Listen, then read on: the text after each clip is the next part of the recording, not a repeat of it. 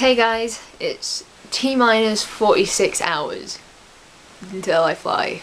I could make a video just of me having panic attacks because that thought terrifies me, but instead I thought I would do my last video in my bedroom for the next 7 weeks at least, talking about the new season anime, which I know is a bit premature because it's not even close. I think it's about 5-ish weeks away, I don't know. Some things have already started, most of them don't start until mid-July-ish I think. First of all, if you don't know what new season anime is, because I know I've got a lot of new subscribers, new season anime is just basically the anime that's airing, and I tend to watch quite a bit of it. This season, however, there's really not too much going for me, which kind of sucks. It works out quite well, and I'm going to be making first impressions while I'm on holiday. You'll get to see those as well. But I do want to talk about some of the shows that I'm excited about. I could pick up some other things as well as more gets announced, and I obviously am not going to be here to make a video about it. And I just wanted to do a video of new season stuff by myself because it's been forever.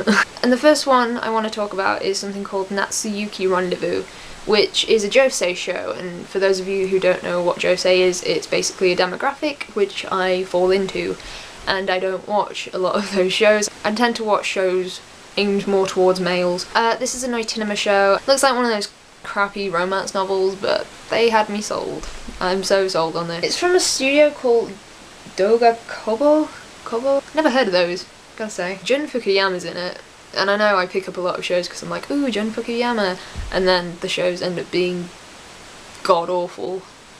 But I'm always excited to see a little bit more josei because it's like the smallest demographic, I guess, but it's enjoyable for me. I'm gonna read this one off the screen because it's a long title and I don't speak Japanese, so as you could probably guess, I don't speak Japanese. It's called Hagure Yuusha no Estetica. It sounds a little bit similar to another show that I'm going to be talking about right after this, so from what I understand it's kind of set after you finish an RPG and what happens to the characters after that, and that's just appealing because some of you might know from my E3 videos, quite a big gamer, so it's appealing. It's very appealing. It's kind of based off a light novel that I've never even heard of before, so I don't know, it could be good. It could be like one of those things that really surprises me, but it could be horrible at the same time, we'll see. Sword Art Online. This has been my most anticipated show for the new season, much like Shirokuma Cafe was last season, and it just appeals to me in my brain places. It's got that game vibe to it, which is why I compared it to the one that I just talked about. Basically, the main character enters a world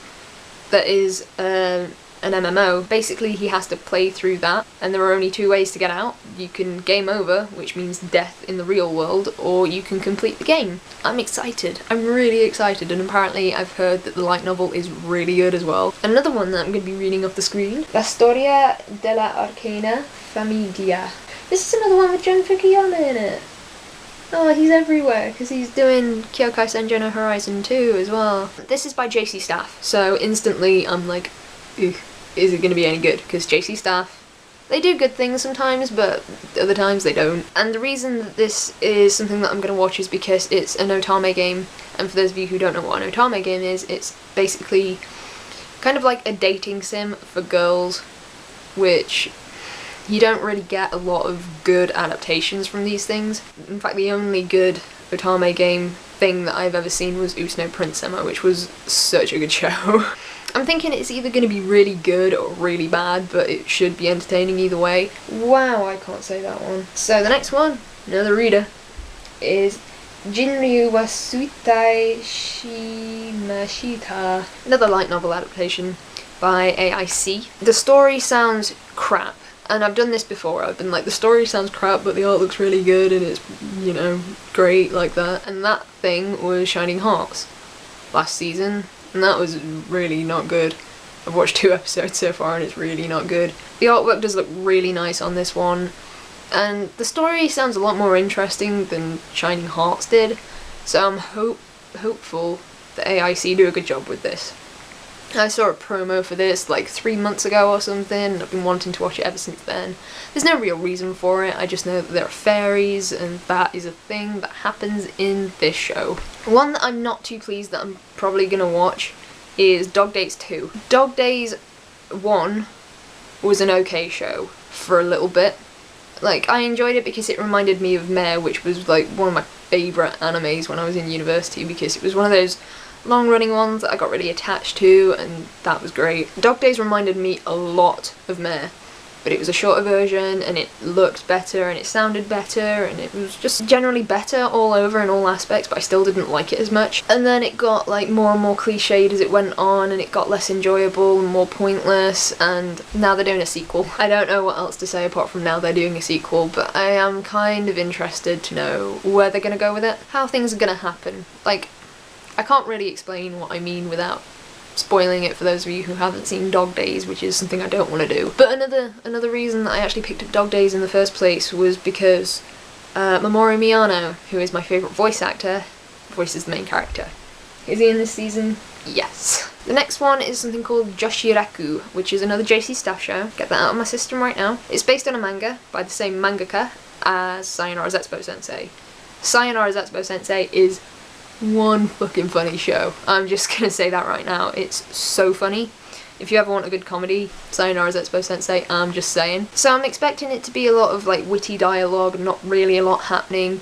But the thing that interests me the most is that JC Staff are producing this, and Shaft were the ones who produced Sayonara Zetsubou Sensei, so I'd be interested to see how JC Staff sort of handle that style of humour. If it is a comedy, I'm assuming it is. I really hope that they do a good job with this, because it could be one of the best of the season, just because if it's anything similar to Sayonara Zetsubou Sensei, I will be pleased, and if they do a good job of it, even better. The next one is called Kokoro Connect, and this is the last chance I'm going to give to Silverlink.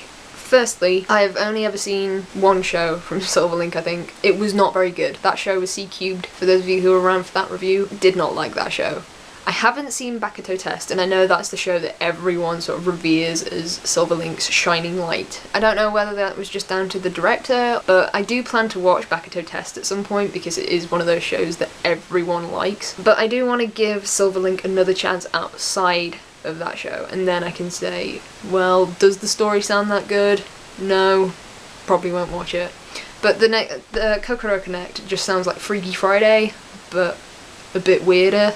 It sounds rubbish. I don't know why I'm doing this to myself, but there you go. The next one I am really pumped for, and it is called Tari Tari, which is from PA Works. And I think it sort of has the same vibe as Hanasaku Iroha, which was a great show. I'm not expecting it to have the same charm that Hanasaku Iroha did, but it does look very similar. So it could be great.